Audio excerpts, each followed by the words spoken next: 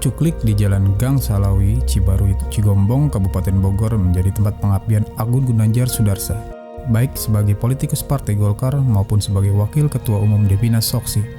Ketika saya di dunia politik, saya harus memberikan kemanfaatan atas segala apa yang diberikan.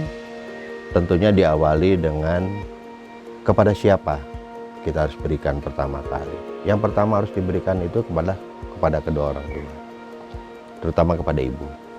Berikutnya saya juga harus menjadi orang yang bersyukur, berterima kasih.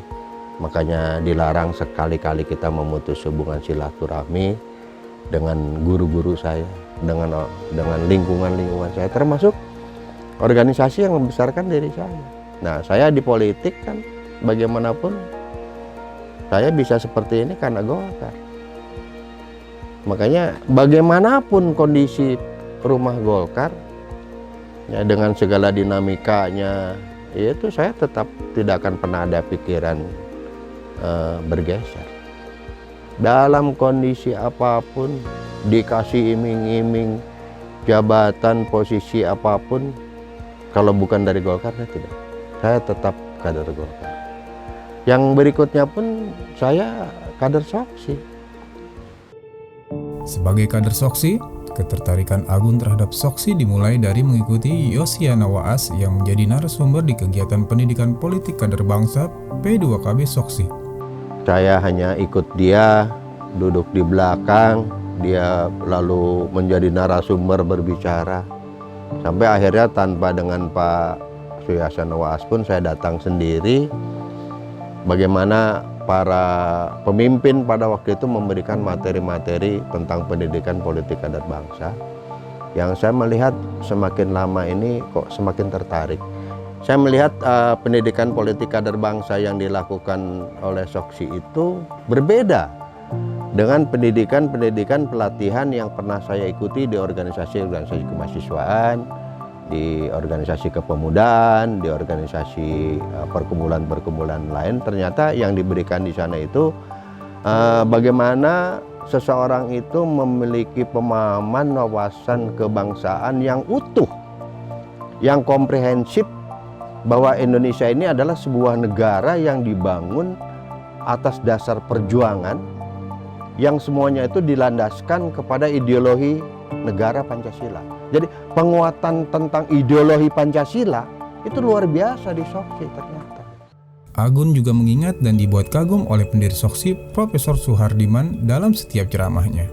Soehardiman, kata Agun, sudah mampu memprediksi masa depan, gambaran-gambaran, fenomena-fenomena di depan yang bisa dijelaskan kepada kader Soksi. Sehingga di samping kita diajari pemahaman sebagai seorang kader bangsa itu tentang negara bangsanya dengan ideologi Pancasilanya, ya, sebagai sebuah bangsa yang beragam, berbeda, bahwa kita harus menjaga, mempertahankan ideologi, karena dari perbedaan itu potensi disintegrasi bangsa besar.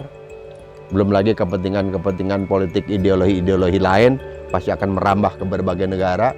Kita akan masuk pada sebuah arena yang kita juga harus punya kecerdasan, kemampuan untuk mengantisipasi. Itu Pak Soehardiman sudah utarakan itu. Ke depan akan semacam kayak globalisasi hari ini kita ramaikan, teknologi informasi. Beliau sudah bayangkan dari sejak awal, saya sudah dapatkan pikiran-pikiran itu. Itu yang pada akhirnya saya melihat, saya kembali pada diri saya ini siapa. Oh, saya ini manusia. Itu yang pada akhirnya saya mengatakan tadi tentang prinsip hidup 5 jari itu saya lakukan. Saya kolaborasikan dengan pemikiran-pemikiran Pak Soehardiman. Sampai akhirnya ya sesuatu yang tidak mungkin itu ternyata bisa adanya. Substansinya adalah wawasan kebangsaan yang selama ini diberikan oleh pendidikan politik kader bangsa Soksi. Jadi toleransi, kolaborasi, dan konsistensi itu sebetulnya garis prinsip yang sebetulnya sudah diciptakan oleh Yang Maha Kuasa tentang diri kita. Nah, substansinya adalah substansi wawasan kebangsaan yang selama ini diberikan oleh P2KB. Pasca Musyawarah Nasional 11 Sentral Organisasi Karyawan Swadiri Indonesia atau Soksi, yang menetapkan Ahmadi Nur Supit sebagai Ketua Umum Dewan Pembina Nasional di Jakarta pada 25 Juli 2020, semua hadir di Rumah Cuklik di Jalan Gang Selawi Cibarit, Cigombong, Kabupaten Bogor.